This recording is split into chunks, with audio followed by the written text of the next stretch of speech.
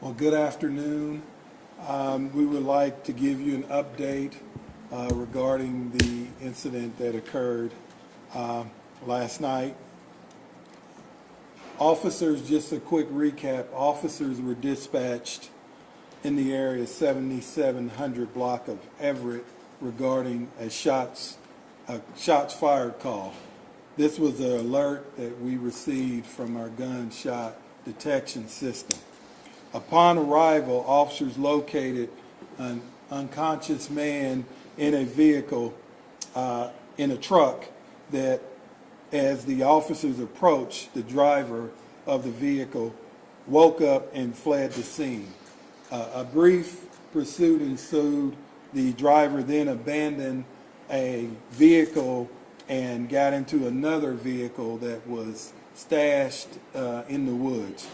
We believe both vehicles were stolen and continued to flee.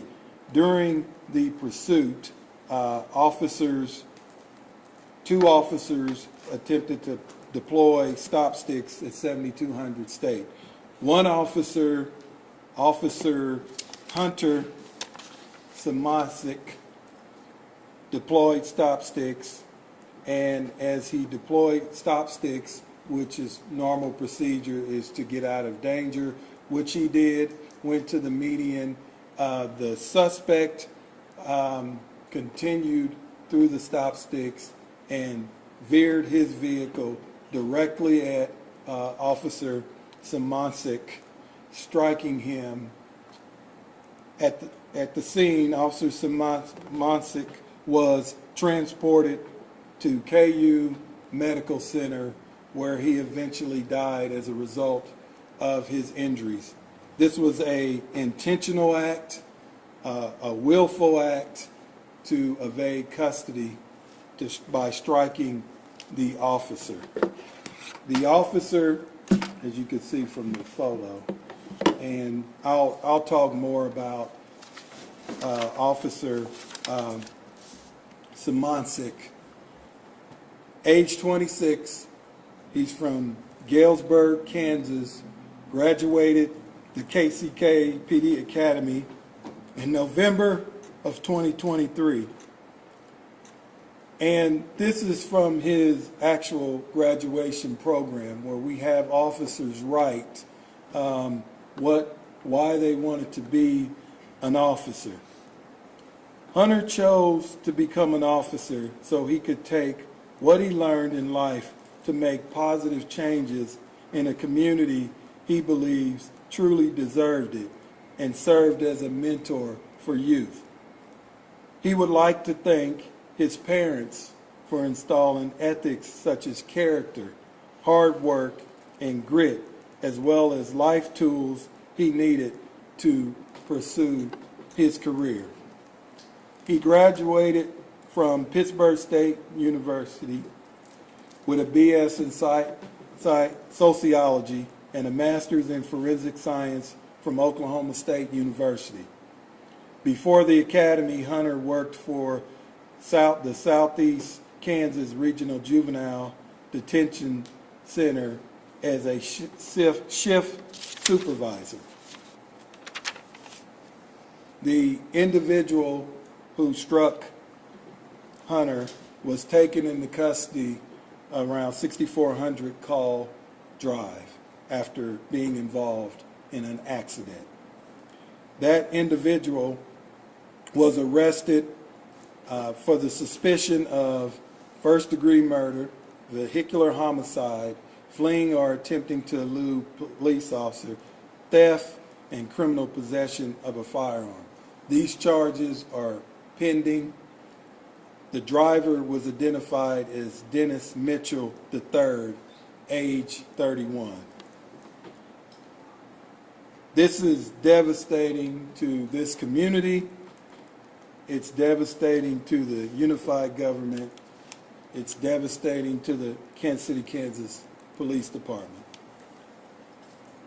It is equally devastating when you have to look into the face of the family and tell them this. They are heartbroken, and you see it on their face. It is something as a police chief you never want to do. And I dread getting that call last night about Hunter. So this community, this department, we will need a lot of prayer and we will need a lot of support. We just dealt with this 30 days, a month ago to the date with Deputy Mean. And moving forward,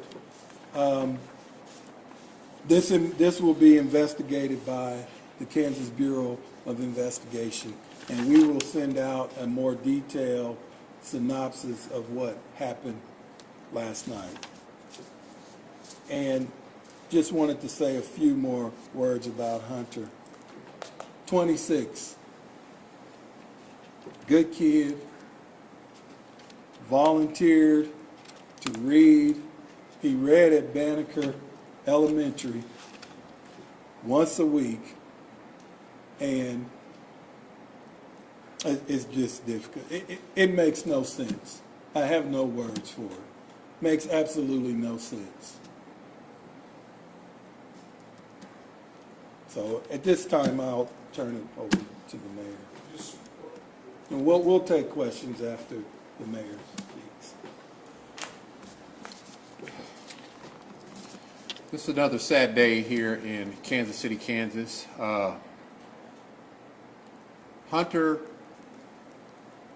Simonette, Kansas City, Kansas police officer, 26 years old, young man,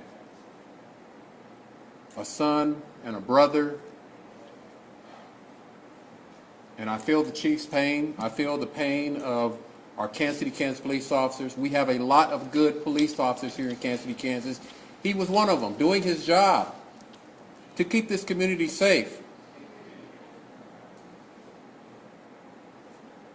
Senseless, unnecessary come to mind. Shameful acts of violence in our community. A young man that came to work and, like everybody else, wanted to go home. And he was denied that through senseless, unnecessary violence. It hurts me as mayor, and this is something that's hard for me. And the chief said it best. I went to the hospital. What words do you say to a family? A brother, a mother, and a father grieving.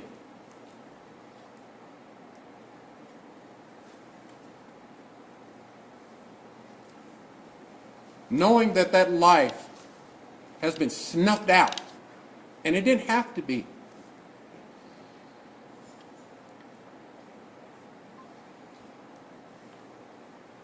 To hear the stories of this young man from his family, of always wanting to be a public safety professional.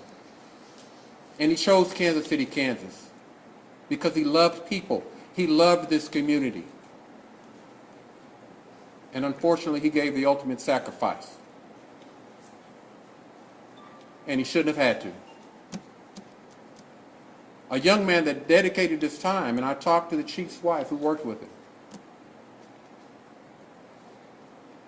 Outside of his time as a police officer, would go and read and mentor children in schools.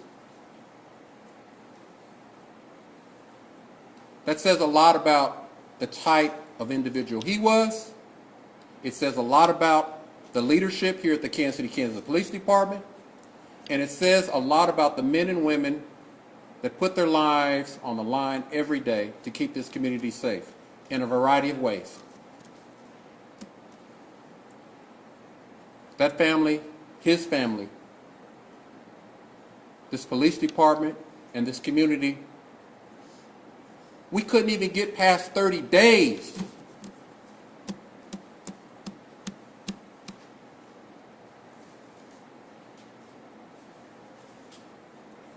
I don't want to hear enough is enough. It just needs to stop.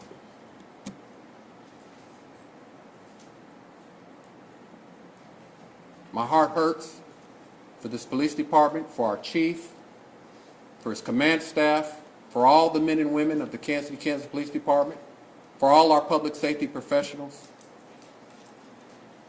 for our community. We're right back again mourning the death of one of our heroes. And he was one of our heroes.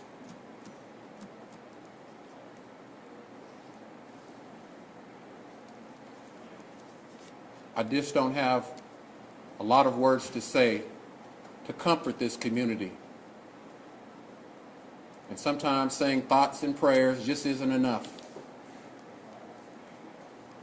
Because it's going to take a lot more than that.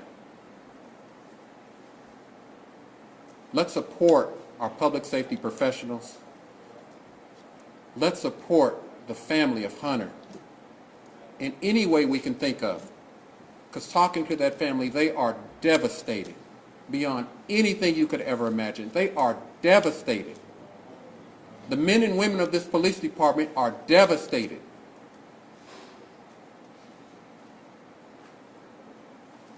This community is hurting once again. Whatever we can do to support our chief and all the men and women of the Kansas City, Kansas Police Department, please show them love and show them support. But more importantly, show the family of Hunter even more love and support, because they have a long road ahead to navigate through this process. A process that never really heals, because that life can never be brought back.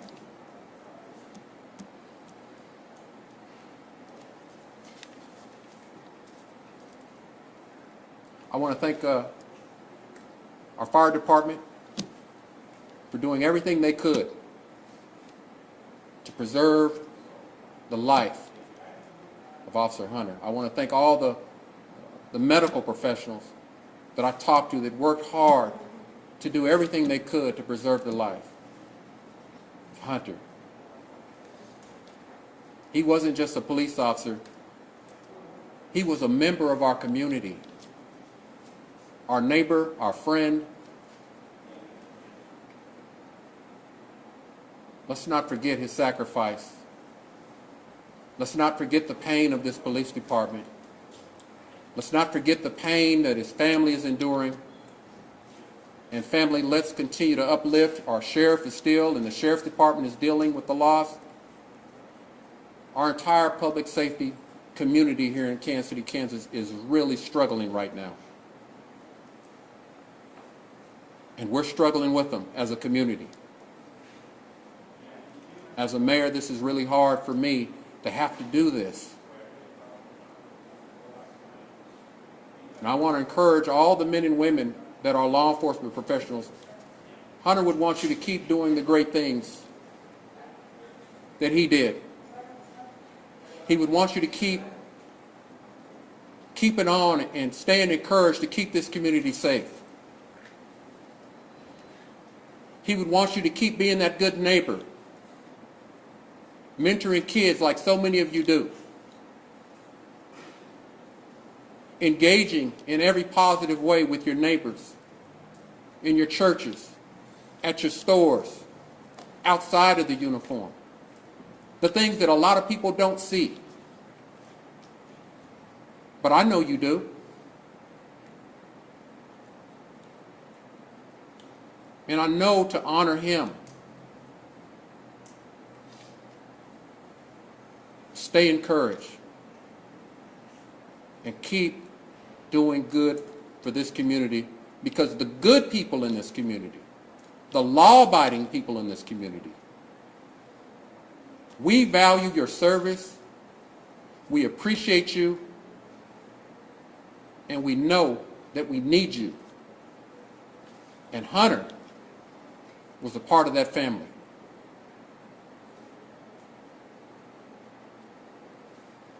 To honor his legacy, I just ask everyone, pray, thoughts, but more importantly, let's support the family of Hunter Simonic and the Kansas City, Kansas Police Department as they work hard, and I mean it's going to be hard for them to navigate through the long road ahead. Thank you.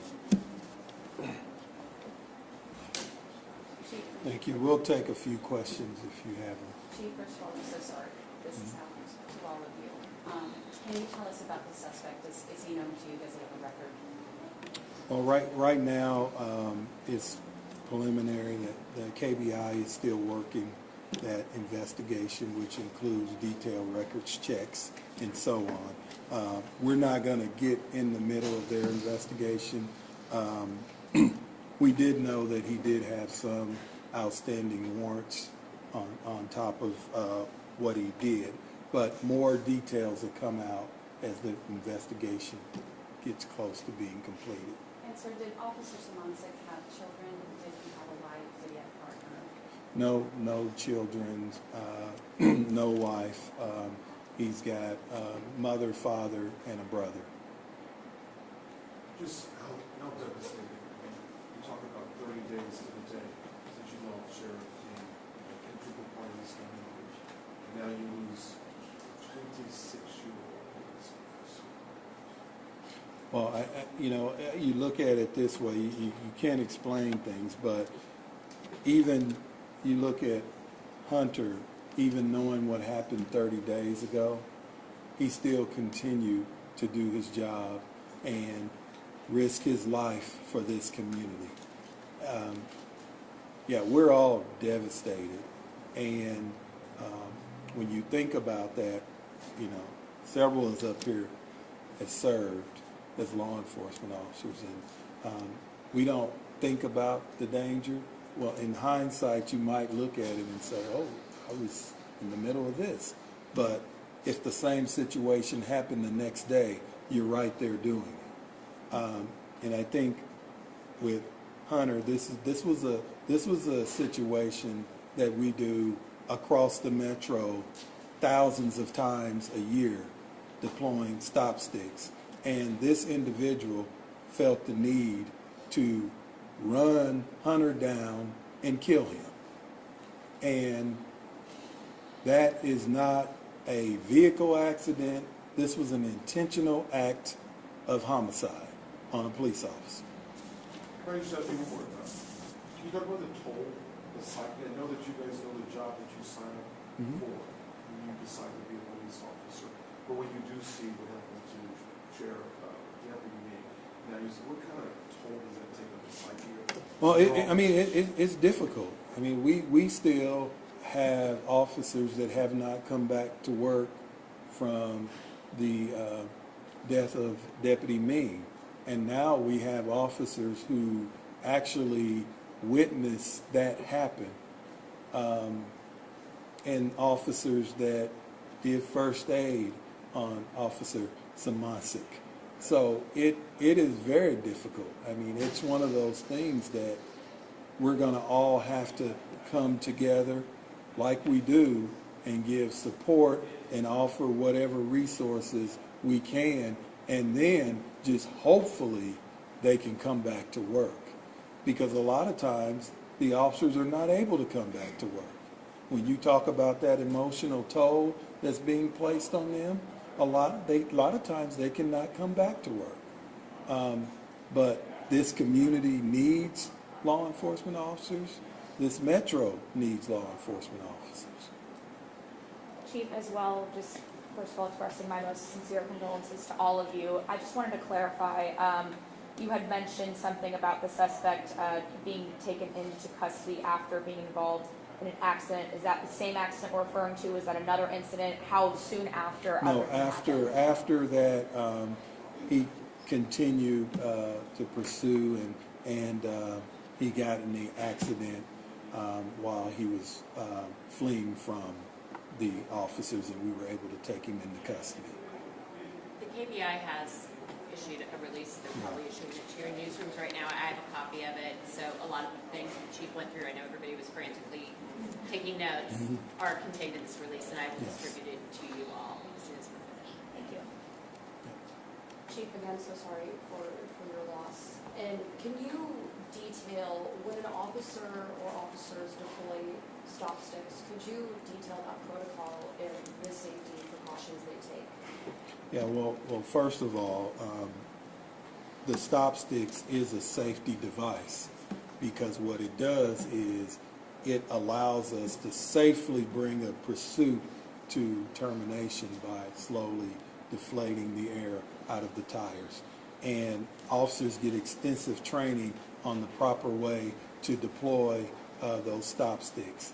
You can drop them, there's a string, you can pull them back so other cars won't run over them. And Officer Samancic followed the policy. There's very few precautions that you can take when someone is deliberately trying to run you over. And unfortunately, that was the case. He deployed the sticks, got in the median, and was going to a whole nother lane of traffic. And this individual directly, at high speed, basically pursued him down and struck him. Have you guys been able to determine if Mr. Mitchell, the one that you guys have in custody, was the person firing the gun that initiated the response in case of... We're not sure, but he was in illegal possession of a firearm. What groups, communities, people do you lean on for support in times like these? Who's usually answering the call? Well, I think officers, we lean on each other, our peer support, each other. And one thing, myself, I lean on my wife, my son. I got a son that's an officer at KCMO, so I lean on my wife and my two sons. And one of the things we really try to do at KCKPD is really create that family atmosphere. Even when we do our community events, we encourage our officers to bring their families and really fellowship together